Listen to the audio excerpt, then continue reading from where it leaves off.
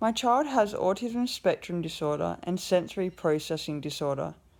Dear Tip, please help me try to understand why my child has a meltdown or has behavioural issues every time we go into a supermarket or department store.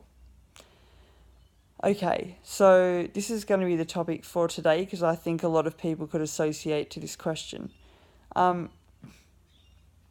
Okay, so we're going to do a little bit of visual imagery work so that it helps us to understand what is often going on in this scenario. Okay, so close your eyes. You arrive at the shopping centre. Even the car park is overwhelming. As you open the car door, the smell of exhaust and fumes overwhelms you. The noise of revving engines and the thickness in the air. You already feel your heartbeat starting to pick up and you're feeling a little bit agitated and anxious. As the car door opens and you step out, you walk towards the shopping centre. You can feel your anxiety starting to increase bit by bit as you head towards the shopping centre doors. You hear the loud squeal of the doors as they slide open and they reveal some shiny white tiles. Fluorescent lights glare into your eyes and you see myriads of people walking around. You hear the squeal and the buzz of the escalators going up and down and the clip-clop of high heels. The sneakers squeaking on the ground. Trolleys going past you that make your ears scream. You can hear a baby crying in the distance and the sound of a crackling radio station. As all the conversations are happening around you, your brain is trying to decipher what each conversation is about and random words are being thrown out at you. You keep walking forward. You have an overwhelming urge to put your hands over your ears, but you try to put it off for now. You try to stay strong. As you walk forward, you can see the supermarket in the distance, but between you and the supermarket doors, there seems to be thousands and thousands of people. There's food stores. You can smell the overwhelming smell of cooking. You can smell strong perfumes. You can smell such a mix of things. You can't even work out what they are, but you know that you're starting to feel overwhelmed. Your heartbeat is racing. Your breathing is starting to get faster and faster. You try to walk quicker, but you can hear your mum going, slow down, don't run, I need to be able to see you. So you try and slow down a little bit, but your brain's just saying, get me out of here.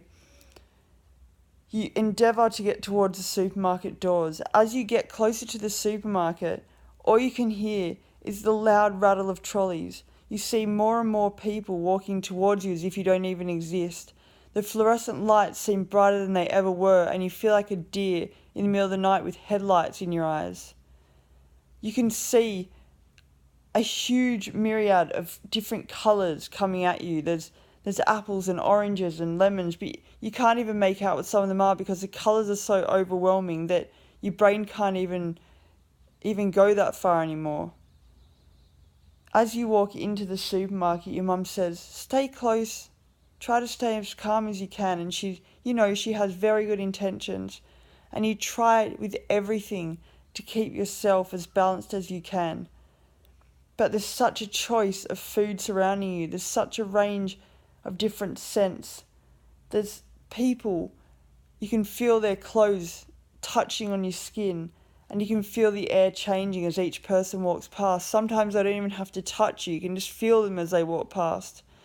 There's so much different energy. There's so many things going on. And you're trying to breathe yourself out of it. The noise becomes so overwhelming that you have to reach up and put your hands over your ears and cover your ears in order to keep them protected.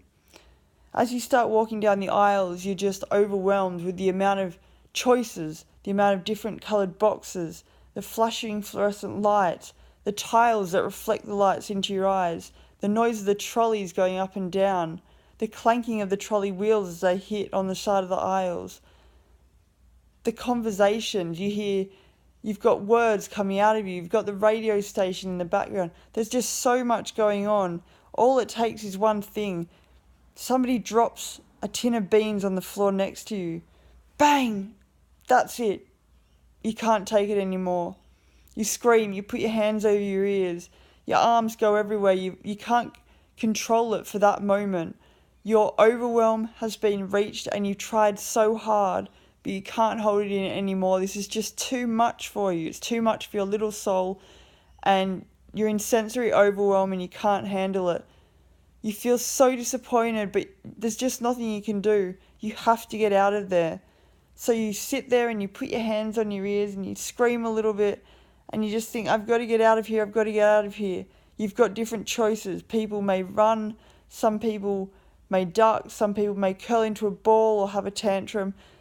The way that each child deals with it is their way of expressing their overwhelm at that point. They may lash out physically, they may lash out verbally, they may go quiet, they may shut down, they may melt down. There's so many different ways, but it is because of that sensory overwhelm. They don't know what to do with themselves at that moment because there's just too much going on, and a lot of people without the sensory processing challenges don't understand the level of input that happens in that moment. So I hope that kind of gives everybody some idea of what goes on. I hope the video wasn't too long and that it gives people some insight and helps to understand those situations. So I will leave it there. I hope you're all having a good morning. Over and out.